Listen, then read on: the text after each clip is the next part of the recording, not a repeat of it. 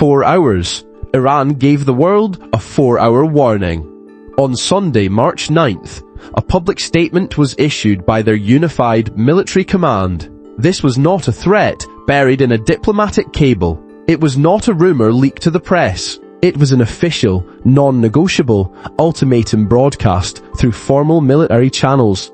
The content was catastrophic. A declaration of intent to strike every single energy installation in the Middle East.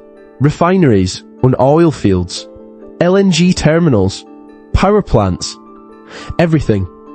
The global economy was placed on a 4-hour countdown to systemic collapse, with oil prices guaranteed to exceed $200 a barrel. But the real question is not what happens in 4 hours. The question is how the world's sole military superpower found itself on the receiving end of such an ultimatum in the first place. How did it come to this? The answer lies in a series of events that began just 72 hours earlier. 72 hours earlier, a US-led airstrike had done what it was designed to do. Iran's core oil infrastructure was crippled. Key export capacity knocked offline. On paper, it looked like a clean tactical win. But the planners treated those sites as isolated hardware, not as nodes in a wider system. In the arithmetic of the situation, they priced in lost capacity and ignored the second-order effects in the causal chain. The blasts lofted a dense plume of unburnt crude and industrial chemicals into the upper air, and prevailing winds drove it straight toward Tehran. By the time that plume reached the city, the weather finished the job. Rain started as fat drops that left dark circles on concrete, then turned into a sheet that ran black down glass and stone, staining streets in an oily film. From a city of nearly 10 million, videos flooded social media. People holding out their hands, filming their palms as they came away smeared, repeating the same line. "The rain is black, I can't believe it." Iran's Red Crescent Society cut into programming with urgent alerts, calling the rain highly dangerous and acidic. The air carried the sharp smell of sulfur and benzene.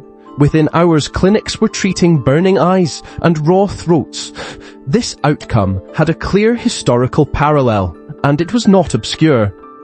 In the 1991 Gulf War, when Iraqi forces torched more than 700 Kuwaiti oil wells, those fires burned for roughly 10 months. The soot plumes cooled regional temperatures by about 10 degrees Celsius and left documented long-term damage in lungs, soil, and water. Those numbers have been in military briefings for 3 decades. The blowback was predictable. Any competent planner knew that hitting the heart of an oil economy risked turning the atmosphere into a weapon over civilians. What began as a military strike had, overnight, become a citywide humanitarian emergency. In Tehran, that risk became policy. Authorities went on television telling people to throw out any food touched by the rain, to tape and seal doors and windows, to stay off balconies and streets. Schools and markets shut, buses stopped running, Friday prayers were suspended. For millions, normal life stopped, not with an explosion, but with a simple instruction. Stay inside. Inside Iran's leadership compound, those images landed like a verdict. The state channels looped footage of children coughing under umbrellas, streaked with dark runoff. Hardline factions demanded a response that matched the humiliation. And quieter voices knew that if the regime looked passive while its capital choked, its claim to protect the nation would erode. When an attack poisons the air for millions of civilians, is the extreme retaliation that follows a justified defense, or does it become global blackmail? Let me know where you draw that line in the comments below.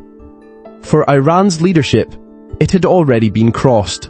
This environmental catastrophe supplied the moral and emotional justification they needed to move beyond the battlefield into an unprecedented act of economic warfare. The ultimatum was their answer. As that black rain streaked down Tehran's apartment windows, the shock began to move through the system. Energy desks in London and Singapore were already repricing risk. A poisoned capital sitting on major reserves is not just a tragedy, it's an energy and dollar liquidity story. So, when urgent calls lit up the White House Situation Room, the first statement stressed continuity of global energy supplies and no disruption to markets, not conditions on the ground. The initial American response wasn't a search for a strategic off-ramp. It was a panicked performance calibrated for one audience only, the global markets. Inside the White House Situation Room, the calculus was no longer geopolitical. It was purely financial. Tehran's 4-hour clock wasn't just counting down to a possible military exchange. It was running alongside the clock to the next global trading window. The primary fear wasn't an incoming missile. It was an oil futures quote on a terminal, an immediate vertical spike in crude that would trigger margin calls, force liquidations, and a wave of bankruptcies before New York even rang the opening bell. The ultimatum had effectively become a timer on the market open, and everyone in that room knew trading would begin in minutes. Under that pressure, the atmosphere in the Situation Room shifted. One wall of maps was competing with rows of digital clocks. Tehran, London, New York, all converging on the same narrow band of time. Staffers were hunched over screens, tracking every tick in energy futures, relaying what Asia and Europe were already pricing in. Phone lines to Treasury and major banks stayed open, not to discuss force posture, but to ask how bad the open would be if oil gapped higher. Around the table, the message was simple: they needed the president on camera before the bell.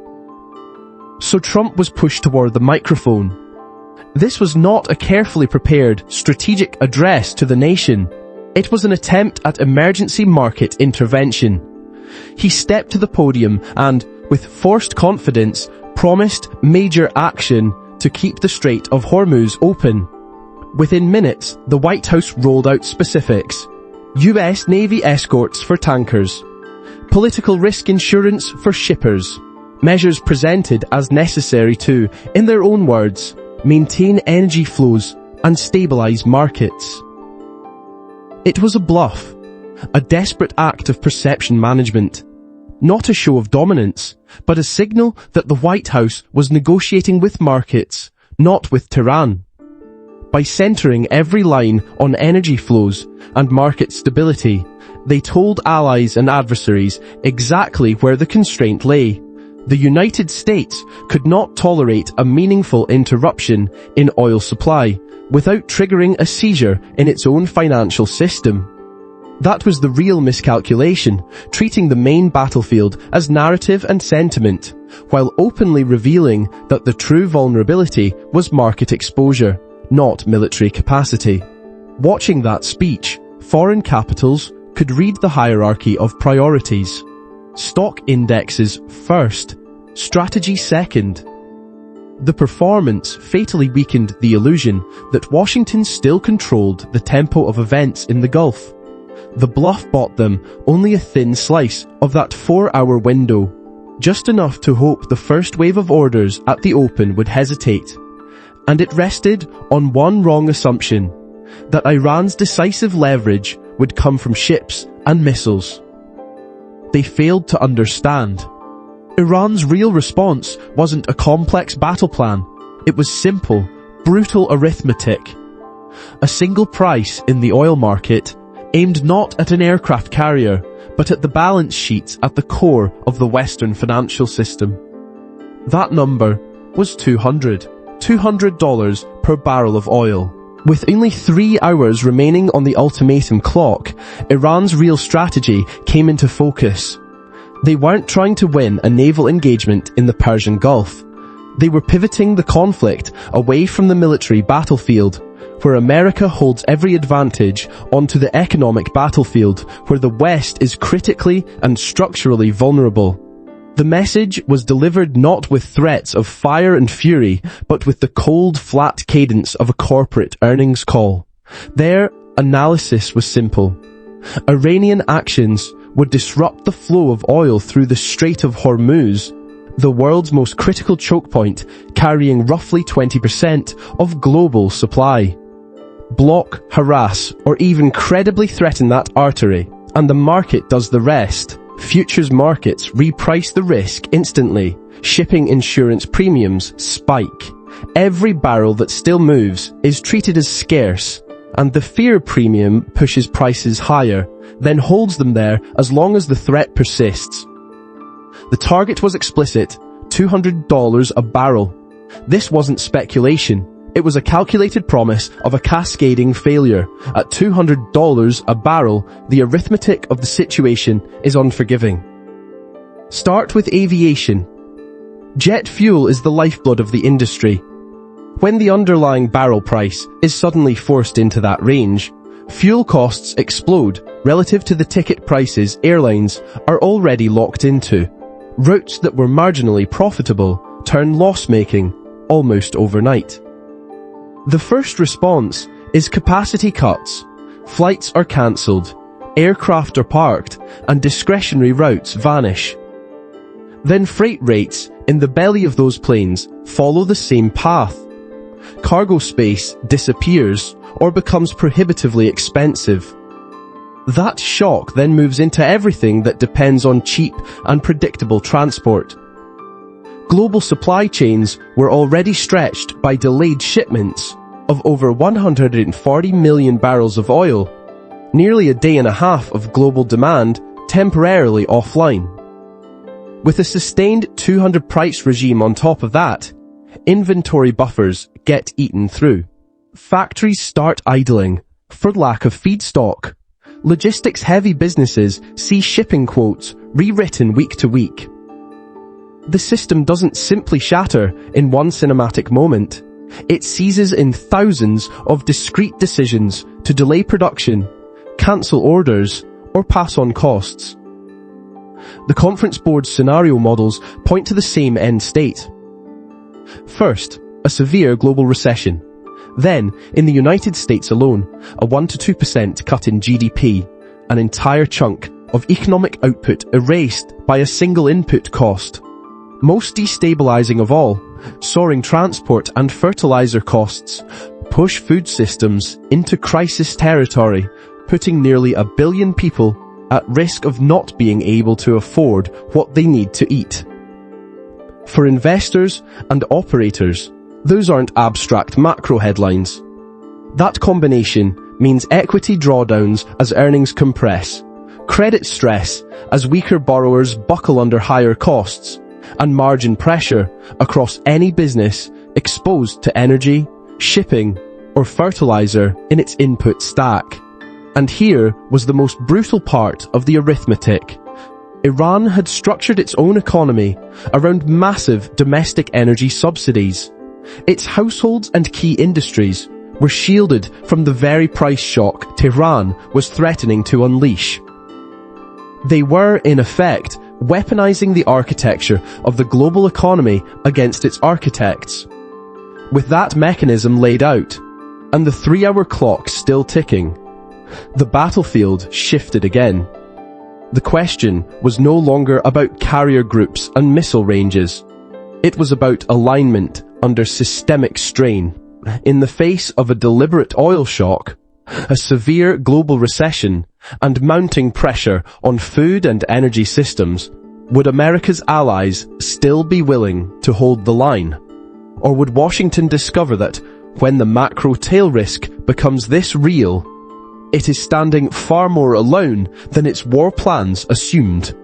The answer came faster and more brutally than anyone in Washington anticipated.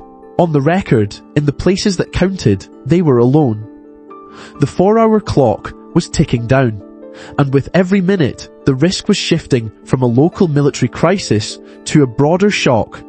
Energy prices, shipping routes, funding, Calls went out to European capitals, London, Tokyo, the usual NATO partners. What came back were cautious phrases about restraint and de-escalation. No commitments, no one willing to stand beside them. Oman broke the silence. From Muscat, the quiet broker that usually hosts back-channel talks issued a public statement condemning the American and Israeli strikes as naked aggression, a flagrant breach of international law.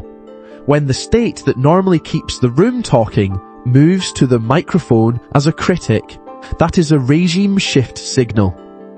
The door to discreet Gulf mediation began to close, and energy desks read it as confirmation that any de-escalation, if it came, would not be American-led. America's traditional Gulf partners could see what $200 oil really meant: demand destruction in Europe and Asia, political blowback over food and fuel at home, and long-term customers accelerating their exit from hydrocarbons. For importers, it was an inflation shock, not a tax they could absorb. So they made a desperate gambit. Bypassing Washington, Riyadh and Abu Dhabi, turned to Moscow, asking Russia to lean on Tehran. In that request, another door closed. The unspoken admission that the US could no longer deliver de-escalation inside its own security architecture. Russia chose to answer in public. At a televised press conference in Moscow, with Gulf envoys at his side, the foreign minister took a question on whether Russia would pressure Iran to stop. He paused, looked into the cameras, and sent it back like a slap. You are asking us to extinguish a fire started in Washington and Tel Aviv after missiles that killed civilians. Who condemned that? The Gulf delegation shifted as journalists shouted about civilian deaths. In that moment, Washington's claim to the high ground of international law and the easy path to a sanctions consensus was gone. Then came the formal notice. Backed openly by Beijing, Moscow announced it would veto any Security Council resolution aimed at punishing Iran. One sentence, and the arithmetic was clear. No UN mandate, no legal cover for a broader coalition, no clean way to tighten sanctions without splintering the very energy importers Washington needed. European governments that might once have bridged the gap stayed deliberately vague. Nobody moved to challenge the Russian-Chinese line. This was the locked door in Moscow, the institutional pressure valve of UN diplomacy sealed. With a locked Security Council, there was no coordinated plan to contain the damage. So desks marked up crude, Gulf tanker insurance, and the credit risk of exposed importers. Any direct strike on Iran now meant missile salvos on US bases and a serious risk to traffic through the Strait of Hormuz. Economically, going harder without UN cover meant fracturing what remained of Western unity and inviting a global sell-off. The options stayed on the table in theory, but each now looked, politically, like self-destruction. In the Situation Room, with the clock still running and no good choices left, the conversation drifted to something smaller and deniable. A handful of men instead of an army or an embargo. It sounded decisive. In reality, it was what you reach for when every rational path has collapsed. And that fantasy had a name. They called it the Delta Force option. The concept, raised in the final hours of the ultimatum, sounded clean on paper. A small Delta Force team would slip into Iran, locate and seize about 440 kilograms of 60% enriched uranium, and fly it out in one surgical raid to strip Tehran of its breakout capacity. Inside those last National Security Council sessions in Washington, it was floated as the answer after everything else had failed. Years of sanctions hadn't broken Iran. Diplomacy hadn't frozen the program. Conventional strikes now carried escalation risks the Pentagon couldn't honestly price. With military, economic, and diplomatic levers spent, what remained on the table wasn't strategy, it was institutionalized wishful thinking. The arithmetic was brutal. You're not grabbing a briefcase, you're trying to find and secure hundreds of kilos of nuclear material, likely split across multiple guarded sites inside a country that expects you. Then you have to move it out before Tehran understands what's happening. Axios reported that by 2024, officials had discussed this kind of raid. Their sources called it extreme operational challenges, code for "this cannot be done." And that's before you factor in Iran's defensive posture, hardened over decades for exactly this scenario. Hypersonic missiles let Tehran threaten any regional staging base or exfiltration route within minutes, so every helicopter and transport lifts off under a loaded gun. A standing army of more than 500,000, backed by a population drilled on invasion, turns roads, airports and safe houses into hostile ground, collapsing stealth and turning any extraction into a near-automatic escalation. This was never a real branch on the decision tree. It exposed how the system now thinks. After decades of failure, Washington's reflex is low-footprint special forces heroics that look clean on television and promise no body bags at home.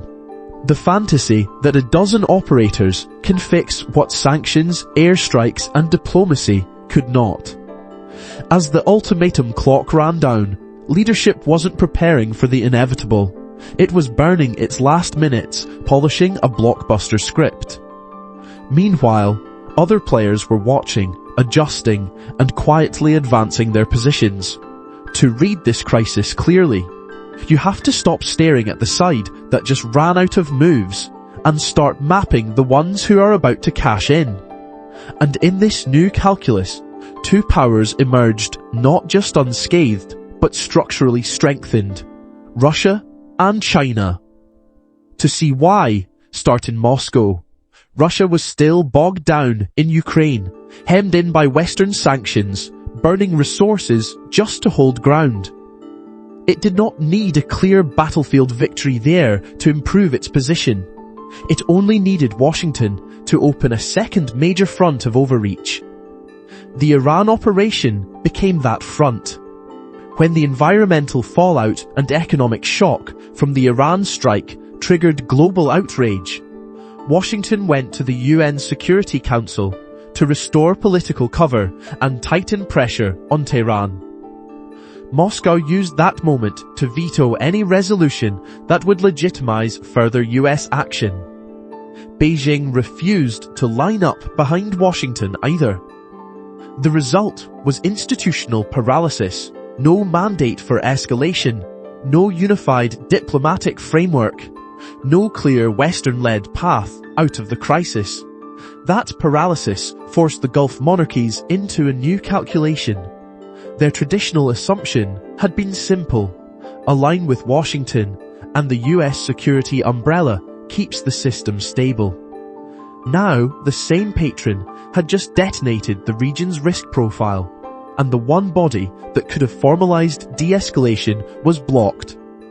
If they wanted guarantees, they had to talk to the power that controlled the veto and maintained working channels with both Tehran and the West: Russia.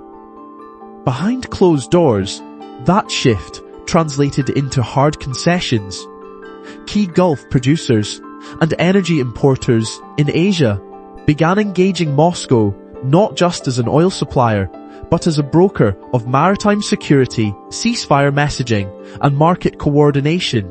In return, enforcement of anti-Russian sanctions became visibly uneven. More exceptions on energy flows, more tolerance for grey route exports, more experimentation with non-dollar payment channels, touching Russian banks and trade houses. The sanctions coalition was not formally dismantled, but the arithmetic changed. Its leakage rate spiked, its political cohesion eroded, and its ability to squeeze Moscow on price and access weakened. Those cracks fed straight back into the Ukrainian theatre. Additional energy revenue and alternative financing gave the Kremlin more economic breathing room. Western political bandwidth, already strained, now had to cover a spiraling Gulf crisis and domestic fallout from higher energy and shipping risk premia. That meant slower decision-making on Ukraine aid, fiercer budget fights, and a quieter but very real easing of pressure on Russia's war effort. Moscow turned a war it was struggling to win into a conflict it could afford to prolong, while its rival burned credibility and capital elsewhere. In parallel, Beijing followed the pattern it had refined over decades. China stayed formally neutral, no fleets committed, no flag on any coalition, no public alignment with US punitive measures. At the UN, it called for restraint and dialogue while letting Russia take the visible lead on blocking Washington. In the background, Chinese state firms moved to lock in discounted energy contracts, expanded logistics agreements along overland and maritime trade corridors, and quietly encouraged partners to route more transactions through non-Western payment systems. Inside Beijing's planning circles, this crisis was not a surprise event. It was a high-magnitude data point in a model they had been running for years. They tracked every major US intervention through the same ledger: military outlays versus fiscal capacity, sanctions deployed versus blowback on dollar usage, alliance solidarity versus domestic political fatigue. The Iran miscalculation compressed all those variables into a single spike: surging US costs, splintering sanction compliance, and a visible uptick in demand for alternative trade and settlement architecture that China had already been building. For them, this was not just validation of strategic patience as a slogan. It was measurable progress towards a world where Washington no longer monopolizes coercive leverage over energy routes, payments, and security guarantees. This is the broader geopolitical consequence. One failed American bid to reassert dominance in the Gulf did more than trigger a regional emergency. It created a vacuum of trusted security and financial leadership around the world's key energy choke points. Russia moved into that space as a veto-holding mediator, an indispensable energy coordinator. China moved in as the balance sheet and infrastructure provider for states now reluctant to rely on US protection or Western banking rails alone. For markets, that shift is not abstract. Oil pricing power tilts further toward a Moscow-Beijing axis. More barrels are contracted outside traditional dollar-only channels. Risk premia on US security guarantees rise, while the appeal of diversified defense and trade partnerships grows for mid-tier powers. The net effect is a faster reweighting of global capital and energy flows away from a single center system and toward a more fragmented, harder to control landscape. As analysts in Moscow and Beijing updated their maps, they were not thinking in headlines, but in constraints, options, and new leverage points. And while those new lines of influence were still being drawn on their internal charts, the original trigger, the 4-hour window in the Persian Gulf, was closing. The final link in this causal chain, the event that would lock in all these downstream consequences, was about to be set. The countdown had reached 0. The final seconds of Iran's 4-hour ultimatum bleed away on screens across the world. On a trading floor in New York, a trader freezes over a crude futures block, eyes locked on a countdown, and a bid-ask spread already blown wide open. In a room in the Pentagon, a 4-star general watches a Gulf map, shipping lanes and air defense arcs, and the clock in the corner. In a palace in Riyadh, a prince stands at the window, looking out at the skyline. For 50 years, these towers have stood on the assumption this was the safest place for capital. 3, 2, 1, 0. On the New York floor, the crude ticker hesitates. The sound is air in a room of held breaths. In the Pentagon, the cursor blinks in a room that has stopped talking. In Riyadh, conversations in the antechamber die as every screen shows the same thing. The deadline has passed and nothing moves. No flash, no alert. It doesn't matter if missiles are in the air. The arithmetic changed the moment Washington let Tehran's deadline expire. US power in the Gulf is repriced from assumed backstop to risk factor, and markets will rebuild their models, lifting risk premia on Gulf assets, on shipping, on anything tied to this corridor. The era where US military power was a stabilizing assumption, a built-in discount on geopolitical volatility, is over. With it goes the era of Gulf cities, priced as untouchable vaults of capital, and the era of energy as a policy variable Washington could steer. That world, which existed during Iran's 4-hour ultimatum, is not coming back. In its place, a new price regime has been set, and you will feel it in more volatile energy costs and in swings across anything tied to transport or industry. For your capital, for the assets you're trying to protect, understanding the rules of this world is no longer optional strategy, it is survival. And the first rule is the simplest one. That rule is simple: accept the arithmetic. Energy now trades on a higher, durable baseline. This is a regime shift, not a spike, and its mechanics are critical to understand. The core mechanism was a two-stroke engine of systemic failure. First, the environmental consequences of strikes on fields, export terminals, and surrounding infrastructure, fires, contamination, and long cleanup and rebuilding cycles have taken meaningful capacity off the table for years and in some cases permanently. Damaged facilities face tighter regulation, higher insurance costs, and capital reluctance. That combination means less low-cost supply and a structurally higher global price floor.